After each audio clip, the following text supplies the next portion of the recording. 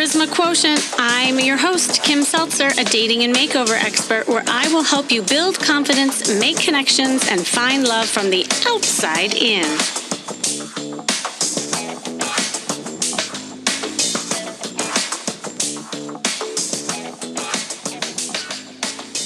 When it comes to love and relationships, you can think of it like a mirror. If you love yourself, you will find more people have love for you. And if you respect yourself, you will find more people that have respect for you. And if you value yourself, you will find people that value you. But here's the deal. You will need to work on things rather than waiting for someone else to come and fix it for you. And now is the time to let go of these habits that have kept you from getting hurt, but are also holding you back from true partnership built on love and respect. There is a client who I just finished coaching with, and it exemplifies what we're going to talk about today. And she had significant breakthroughs with her love shields. She grew up in an alcoholic, rageful father and a narcissistic, jealous mother. So she never got her needs met and experienced emotional chaos. She took on the role of being the peacemaker and withheld her feelings and then poured all of her energy into being an overachiever. Fast forward, then she ended up having only 2 relationships in her life. She had no dating experience, both of which were toxic and simulated her family dynamics. So both men were highly critical of her, not emotionally intimate, and never got her needs met yet again. And when I first started working with her, she was petrified to put herself out there in fear of attracting yet again another bad relationship. And she didn't have any dating experience, and she suffered from extreme low self-esteem. What was remarkable about her is that she was drop dead gorgeous. She was smart, warm, kind, sexy. But the problem was that she didn't see it. And after being beat up over the years, metaphorically, and her light was dimmed and her voice was shut down. And after helping her get some sexy clothes, putting her online, helping her know how to date without getting attached to the outcome, expressing her feelings and learning to be vulnerable, amongst other things, she is now dating up a storm. And she's the happiest she has been in her entire life. And she's just recognizing her value. Her light is shining bright. And most importantly, she has found her voice.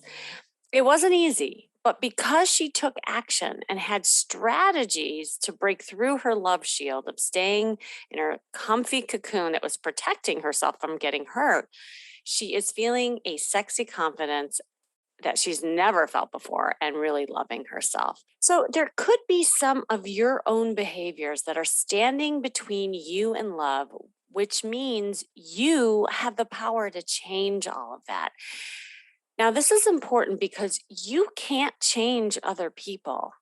All you can do is look at what you are doing in ways of your approach, your perspective, habits, actions, all of those things, knowing that you have the power to shift some things so that you get a different result. I mean, so many times I hear people complaining about there's no good men, there's no good women out there. Where are all they? Am I doomed?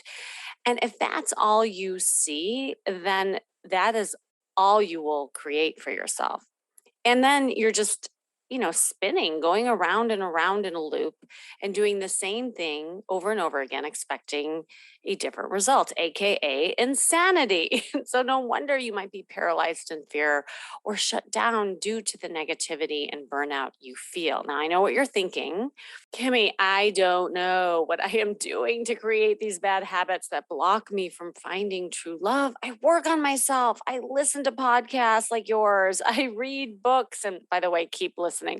I read books and I think I've improved until bam, I start dating again and I end up yet with another type of partner or date that is the same. It's the same person. Or I feel hopeless when looking at all the potential dates online. But the truth is, that if you are someone who is either trying to figure this stuff out by reading or listening to a bunch of stuff without an action plan or strategies to put in place to break these habits, you'll default back to what you know and what you're comfortable with, which in essence may be your love shield. So, there could be some of your own behaviors that are standing between you and love, which means you have the power to change that. So if you're asking yourself, will I ever find love? You must stop doing these 5 things that are potentially blocking you from finding the love that you deserve, the right kind of love. In other words, these could be your love shields. All right. So, number 1, stop expecting someone to be something that you are not giving back. This is the mirror that I began this episode with. Most people aren't actively looking for someone who is negative, pessimistic, lazy, or uninspiring, right? Like you don't go and seek that. Yet, you set the standard for the type of person you want in your life. So you got to look in the mirror. If you want a particular type of person, you must be the mirror of that quality of the person. If you want someone fit and healthy, you must be a fit and healthy person. Like attracts like. Mirror the person you want, and the connection will happen much more naturally. Finding genuine happiness within yourself is one of the most important steps to making a genuine connection with someone. I'll never forget a call that I had with a woman who was complaining. He's like, "Oh my God, all these guys are just unavailable. Like, where are the good guys who actually will listen to me and be a good partner and value communication and all that jazz?" But yet, when I was listening to her and her history and the way that she was dating, I said to her, I got to be honest, you're attracting exactly what you are because I don't believe you're emotionally available. And she kind of paused and she thought about it and she's like, wow, I never thought about it that way. She's like, there was a time where I was open, but I think I've shut down because I'm so scared of getting hurt and opening myself up again to someone who doesn't give back. So in essence, she just kept recreating the same dynamic over and over again. So you gotta break through some of these fears based on past experiences. It's not easy, but with a little strategy and motivation and accountability, it can happen. All right, so that's number 1, the mirror effect. Number 2, stop hiding or shape shifting. So here's the thing, nothing will come to you in this life if you are hiding from it, even though it feels like you're protecting yourself. And yeah, you'll kind of just stay in this like state safe cocoon, as I always call it, but nothing will come if you are running scared. If you want something, you're going to have to be brave and put yourself out there. You're going to have to poke some holes in that cocoon and peek your head out at least. Because if you don't put yourself out there, no one will be able to find you. That's the other thing. A lot of times people say, oh, well, if it's meant to be, I will meet that person. Well, regardless of your religion or your spirituality or however you think about this, you still got to put yourself in situations so that that person comes to you, right? Um, there has to be some sort of action that you put into place to attract whatever it is that you're looking for. Because if you don't put yourself out there, no one's going to find you. Or worse, you hide when you are with someone and you become what you think others want you to be so that you're not your authentic self. And that's what I call shape shifting. So there's a lot of different ways of hiding. Physically hiding, like not going out at all. You can also be hiding your emotions and how you feel, right? And you could be just guarded. You can also just pretend like you're somebody else or just be really into what you think the date wants of you. All of those are forms of hiding, and you're not showing up in an authentic, genuine way. So you're not going to attract a real connection. Okay, so number 2 is stop hiding. Number 3, stop holding on to the comfortable habits that are holding you back and making repeated mistakes. So there are a lot of habits that you know don't serve you well, but you just become comfortable with because there's a perceived protection factor that they offer.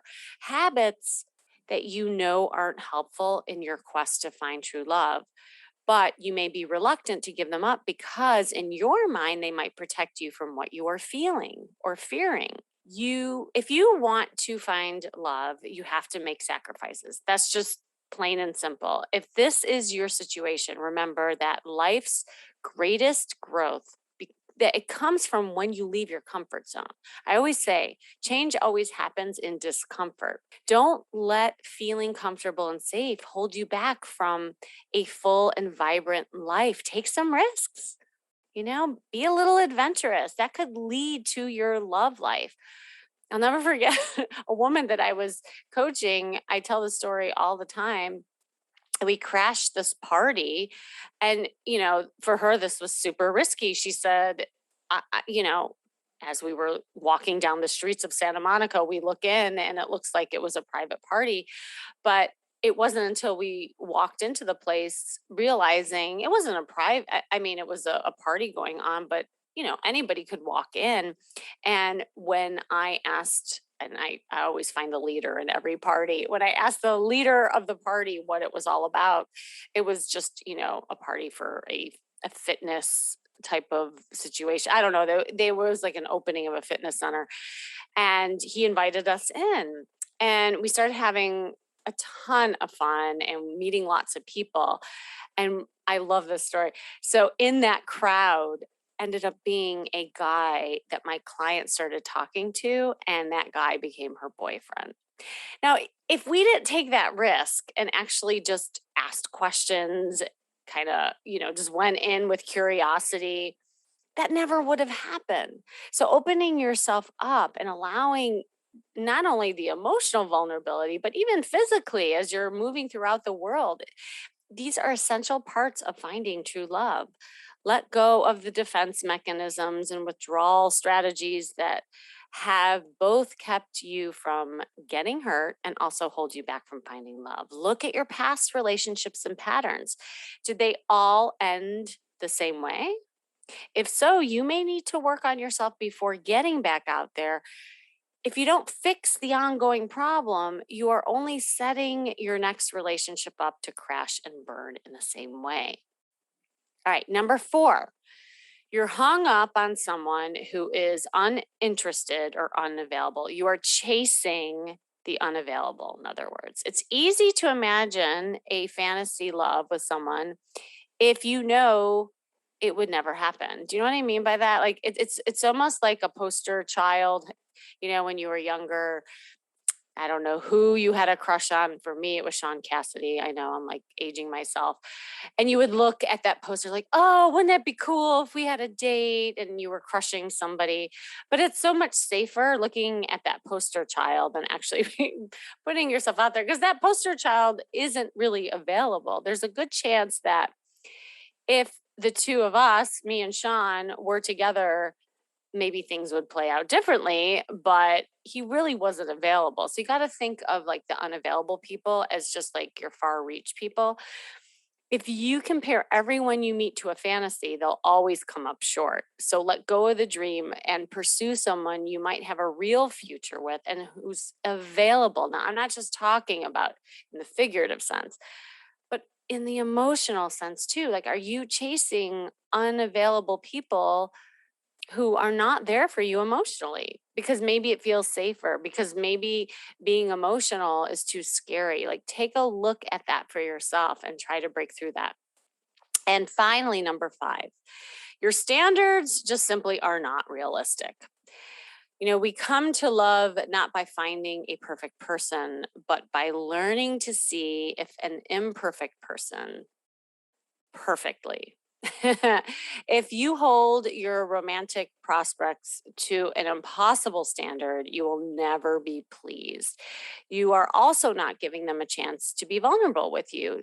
To make a relationship work, you need to give one another the freedom to be flawed. Stop trying to be so perfect or find the perfect partner. And this is when a lot of times clients come to me and says, I think I'm just really picky. I have certain standards, but a lot of the standards maybe, too false of a standard, or maybe you're making assumptions and judgments based on one thing, and it's simply not true. I see this all the time when I'm going into profiles, right? And I'm looking at what people are looking at. I just did this last night with a client, and we were going through his Bumble account. And I was like, I want to see how you're vetting these women. And I was astounded at the way that he was swiping right and left. Like he was missing clues and cues of really good women. But because he would find like one thing on there, he would swipe left. There's a really great woman that I saw, and she had like all the qualifications that he was looking for. And it was a nice enough person to at least swipe right on to get to know and have a connection with. But he swiped left. I said, "What are you doing?" He's like, "Oh, well, see this thing right here." It was just this like small little line that she wrote. That's not going to work for me. I said, "Okay, well, I'm going to challenge you a little bit." I said, "What if the reason why she wrote this has another reason than what you're thinking? And now you're just because you're presuming that, you missed a chance to meet a fabulous woman." And it clicked. Like he realized he was doing this with every single person. But the reality is that he was scared. He had two failed relationships. He was keeping all of like his connections kind of disconnected in fear of getting hurt again. And he was doing that just by the way he was vetting these women online. So like, what are you doing? Are you setting your standards so high that it's actually a protective mechanism so that you don't get hurt? All right, I want to read a recent letter that I got from somebody that relates to what we're talking about. This is from Betty, and she says, "I want to feel more comfortable flirting with guys, not choose projects, and be in a healthy relationship. It's hard for me to speak my truth. I actively avoid conflict, and I'm usually too nice and try to please people. I often find myself compromising in relationships, and I become resentful later. I'm shy and reserved, and I need time to think and process my feelings. I also have problems being present, and I overthink a lot." Oof. Okay, wow. Well, it sounds as if you have a lot of love shields going on. I'm not going to lie, and they compound one another. I can see how it all must feel overwhelming, where you may just feel it's easier not to date than attract yet another project again. But here's the thing: you are in a total tug of war with yourself because what you fear is what you want, and what you want is what you fear. So you are caught in a loop, and you're worried about the future, and then you're bogged down with the past, so it's hard for you to stay present and just work on connecting with people in healthy ways, so you'll keep attracting the wrong guy. So here's some tips that you can do. And if you're like Betty, you'll definitely want to listen to this. This will be helpful and it'll help you stay more present and work on building healthy connections. Number one, get a little selfish. It really take the time to work on pleasing yourself instead of others. So do things you enjoy and really get to know who you are independent from a man, and know what makes you tick. It's super important, especially when you're a people pleaser and you're so focused usually on other people. It's important to pull in and know who you are and what you like. Number two, learn to set boundaries. Say no. Don't worry about hurting others. Worry more about what you want, and people will actually respect you more. So stop shape shifting into what others want of you. Demand more for yourself. Let men know what you like. If he takes you to sushi and you hate it, don't just sit there and eat sushi. Suggest a food that you love instead. I mean, you can practice setting boundaries with these little things. If a friend asks you for help one day and you're not available, don't just drop everything to help the friend. Say, "I'd love to help you, and this is not a good day for me. Is there another day I can help you?" What are you doing to just, kind of create that chaos for yourself or the lopsided relationships. When you stop some of these behaviors, like setting boundaries, you'll have more reciprocity in your dates and your relationships overall. And number three, date without attachment. Have you ever done that? Have you ever just dated, which is really dating yourself because then you're getting to know yourself without getting caught up in the vortex of a relationship so that you know yourself and what you like? A lot of times, caretakers or relationship oriented people find themselves, the minute they go on a date and things start working out and they're so focused on making things feel good that suddenly 3 months, 4 months, 5 months later, they're in a relationship and they don't even know how they got there.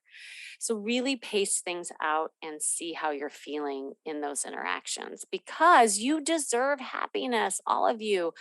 And to make these changes so that you can get there. There could be some of your own behaviors that are standing between you and love.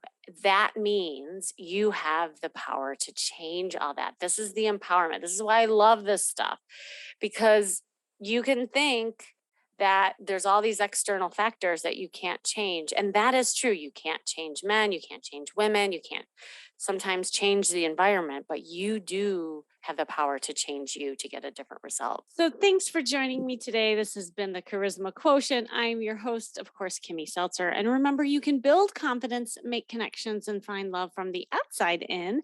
And make sure you go to my site, kimmyseltzer.com, to see more ways I can help you learn how to date and find love.